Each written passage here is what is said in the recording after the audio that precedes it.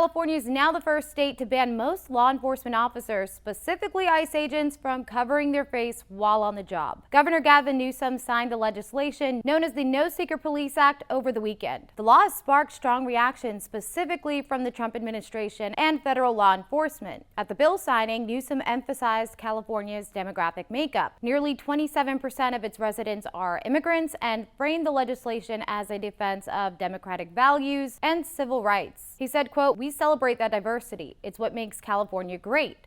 It's what makes America great, and it's under assault." Newsom criticized the use of masked agents without name tags or badge numbers, saying it evokes the imagery of a dystopian society. Unmarked vehicles, masked authorities, and people being detained or disappearing without due process. He argued that in a functioning democracy, immigrants have rights, and the state has a duty to protect them. So here's what the law actually does. It bans the use of face coverings like ski masks, balaclavas, and neck gaiters by most law enforcement officers, which includes ICE while performing official duties in California. But there are exceptions, which include officers working undercover, those using medical masks like N95s, tactical operations, or protective gear in extreme weather. State police are not subject to the face covering ban. He also signed bills that prevent immigration agents from entering schools or healthcare facilities without a valid warrant or judicial order. It requires schools to notify parents and staff if immigration enforcement officers are on campus, and protect patient information from being shared with immigration authorities. Now, this new policy is a direct response to recent immigration raids in Los Angeles, where agents, many wearing masks and lacking visible identification, carried out mass arrests. Those actions triggered widespread protests, and in response, President Trump deployed National Guard troops and Marines to the area. Now, federal officials are strongly opposing this law. They argue that masking is necessary for agent safety, citing growing public hostility, doxing, and threats against officers and their families.